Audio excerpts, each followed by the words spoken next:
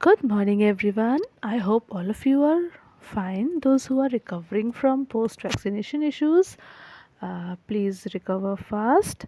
And today we are going to study about the variation.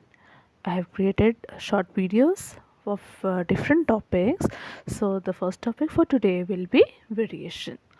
We have seen many organisms around us, and we see a lot of variety among the organisms within a specific species also, and with different species too, right? We have multiple insects around us. We have the aquatic life, even the plants, different kinds of plants we have. So for every particular environment, we have different species that reside there.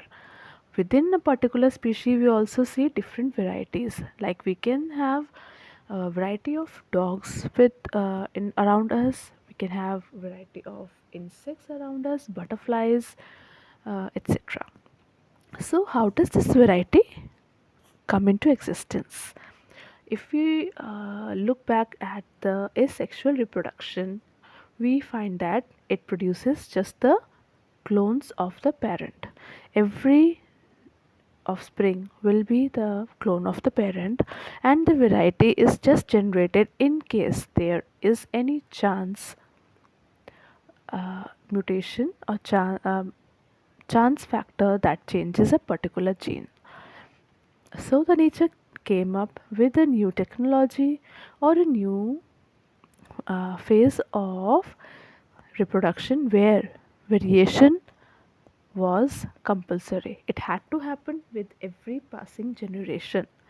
Therefore, two parents were involved in a particular phenomena of reproduction. Now, when two parents are involved, their genetic material combine to form the offspring, the next generation individual. So, the variety becomes mandatory. Therefore, we resemble our parents, we resemble people in our family, but we are not identical to them. Except for the identical twins, no two human beings are identical. And even if we go for plants, even in zebras, we observe if we observe the stripes, the stripe pattern is different. Okay, now coming to how does variety take place? The variety takes place basically during meiosis, where the crossing over of the genes, the crossing over of the chromatin material takes place. Like in this figure, a particular gene is crossed over due to the exchange of the chromatin material between the two uh, members of the same pair. So the genes reside at the same position in the pair, so they get exchanged.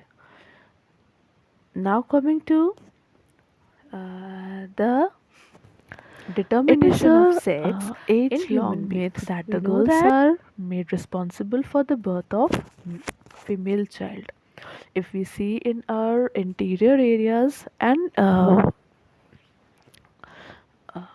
few years back where the male dominance was much more than what we experience today, there was always, and even in today's society mostly, there is always a favor or an expectation of a male child.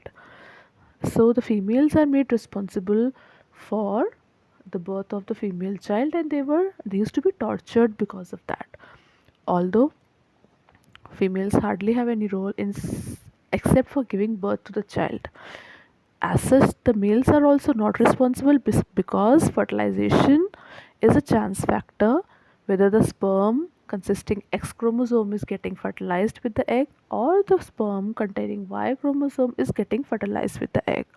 But directly or indirectly, the males are responsible for the determination of sex of the child. So, when two X chromosomes in the female after meiosis get get into the gametes. Each gamete consists of one X chromosome. Similarly, when the sperms are formed, there are four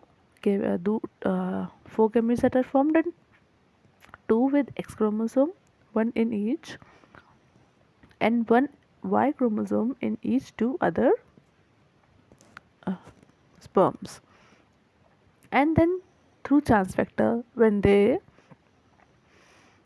fertilize the egg cell, the sex of the child is determined.